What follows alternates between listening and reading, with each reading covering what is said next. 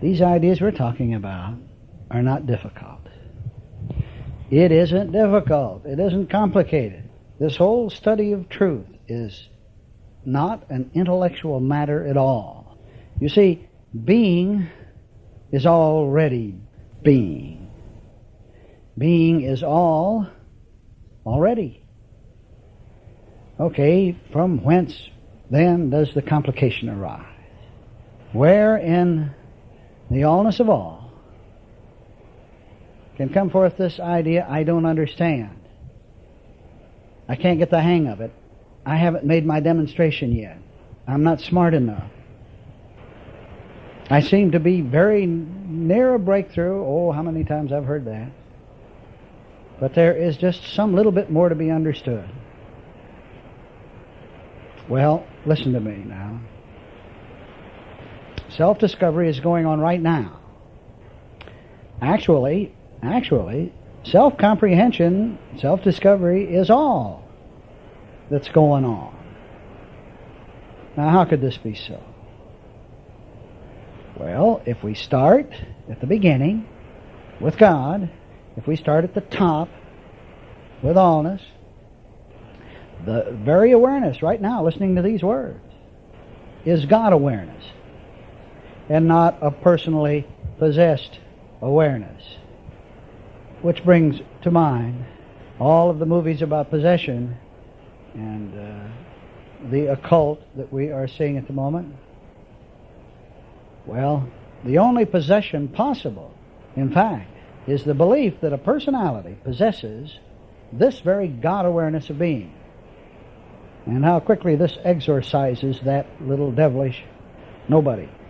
So, back to what we were talking about. Right now, self-observation, self-discovery, self-comprehension, self-understanding is all that's going on. Right here, right now, plus a big heavy rain. It is wetting everything real good outside. And I tell you, it's God's self-awareness, listening to these words, and not a person, not a personality.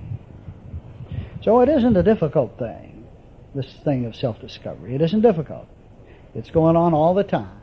It's happening whether there is an intellectual awareness of it or not. It's a fact whether one is even interested or not. The world calls it learning. But top down, starting with God, the word is not learning, it's self-comprehension. And it's effortless.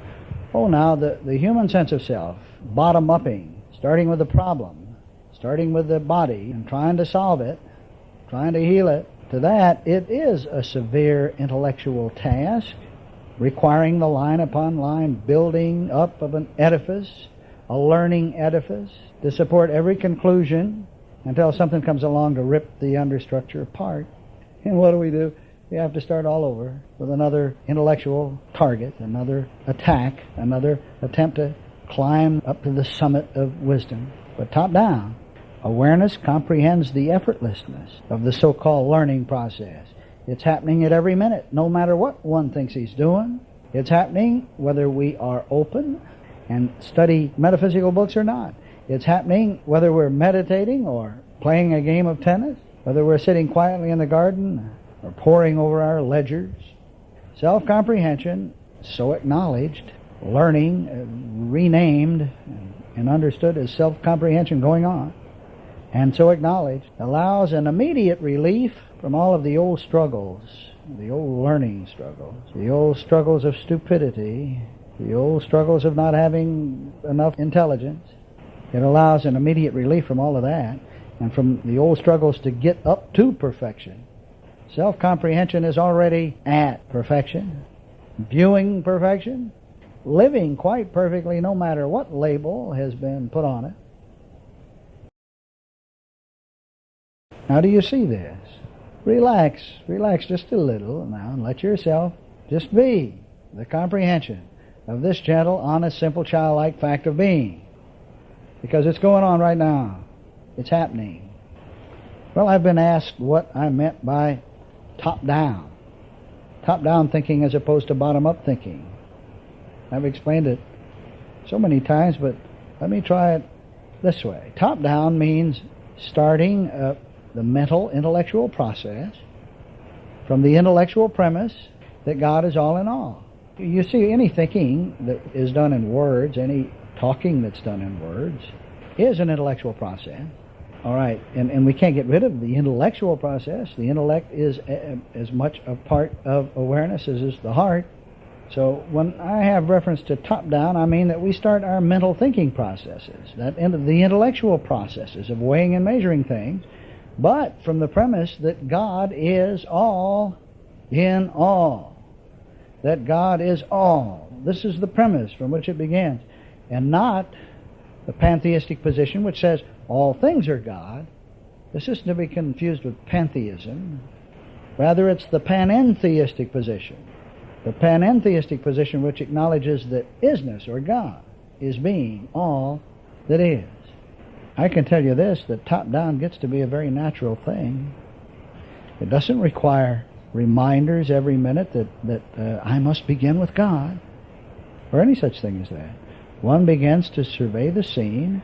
One just looks about, and whatever should present itself for question or examination is surveyed very naturally as God awareness making the observation from the standpoint of perfection. One might say, well, now just how does this particular picture fit perfection seen? We look out across the way, and there alongside the road is the body of a little dog that's been struck, perhaps. Just how does this fit perfection seen?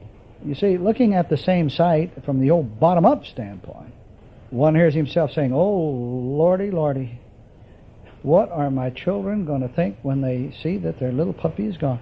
What terrible effect is that going to have on my experience? And who is this me who is saying my on this last situation? It is that old pseudo-identity who claims to be the owner, the possessor of life. Invariably, that Pecksniffian poltroon, how about that, to whom we yield awareness to serve. So long as conscious awareness remains the tool of a master like that, of that lifeless master, that spoof and foos figment of the imagination, just so long does awareness continue to see more and more sights that must ultimately expose the nothingness of the possessor. Let me say that again. The possessor's conscious experience becomes ever more and more unbearable until it's found out and understood, until the possessor is found out and understood for the purpose that such a spurious one serves in the first place. Now, is that clear? I see all kinds of smiles, so let's pause and consider that a little bit. The theme that did very well in California this last trip, the theme had to do with returning to the beginning. I'm sure all of you here have heard that statement many times. I finally found the vehicle to carry the message in the simple little illustration of awakening each day as awareness. And until one assumed the awakened conscious awareness belonged to himself or to someone else, until that time, awareness was just going on about the business of being aware. It wasn't until one felt within himself and thought within himself, this is my awareness, my life, my thought for the morning, my plans for the day, my this and that and so forth, that the thing that we've grown to call mortal mind was born. You see, every thought that stems from the predicate, this is my mind, listening to these words, this is me sitting here who is trying to learn something, is the thinking of what has been called the carnal mind. And it is the product of an assumed ego, an assumed identity on the scene. But, when this is recognized, we see at the same time, we come to comprehend that the belief in that pseudo-ego, the misidentification, the belief in it is quite natural, and it's perfectly all right for a time and good. It should be that way. Otherwise, one would never understand beyond intellectualism exactly what egolessness or the divine identity is.